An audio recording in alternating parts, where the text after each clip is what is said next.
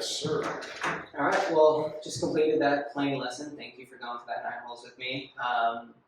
As kind of lesson closing, again, we're in the AC because no one wants to be outside right now. But yeah, just kind of going to recap of what we worked on, how I can get better, one as a player too, right? You saw me as a player, and two, kind of how can I take this lesson and put it into my own teaching, right? How can I learn from this experience and put it into my own teaching? So I'll get started.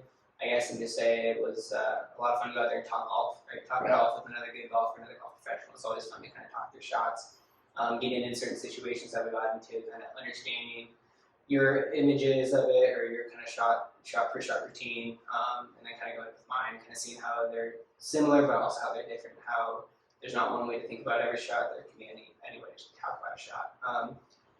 But yeah, I guess kind of starting from the beginning, we talked about off the tee, right? On that first tee, we talked about kind of seeing where the pin is first, kind of working away from the pin back to the tee box, right? Not starting at where's the trouble, where's what's in front of us, but what's going to be my finishing position.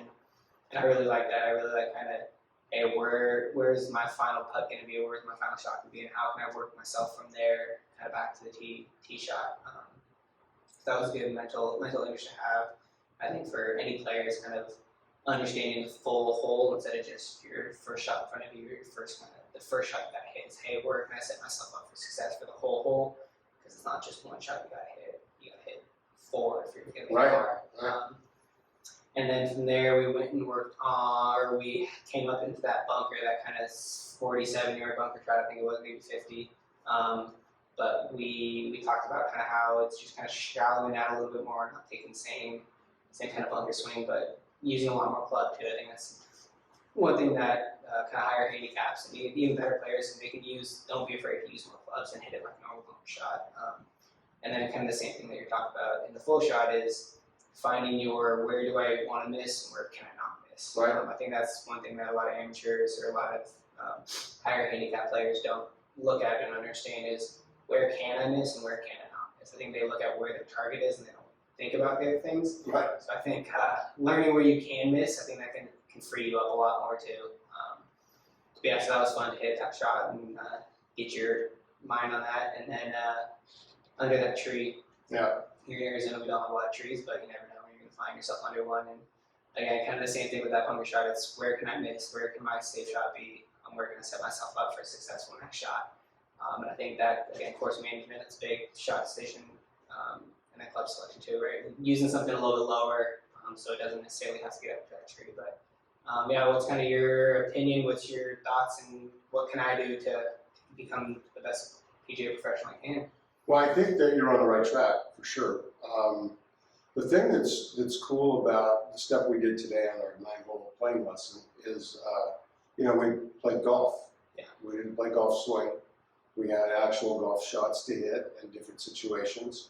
And I think not only does that help in your golf game, but it helps you in your teaching as well, because the better you are and the more shots you have in your bag, the more you can share that situational shots with your students. So again, you teach a high handicapper different than you would teach a low handicapper, but that's all part of this business, this teaching business. But I think that, like I said, I think the better you can get with the things we worked on today, it will enhance your teaching, because then you're not going to fall into that generic teaching place that you and I both talked about. Neither one of us like generic because we're all so different. So there's some ideas that can be comparable with Sam being a better player and maybe a higher handicap that has some ability or club head speed.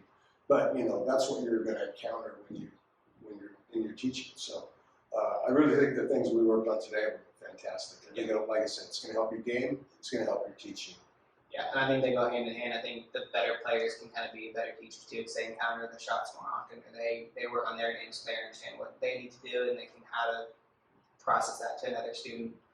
So I think that's all great. Again, I think thank you for coming out. I know Sure, buddy. you're always here, but appreciate you coming out and playing with me You got and giving me the lesson. Thanks, Kiara. Yeah.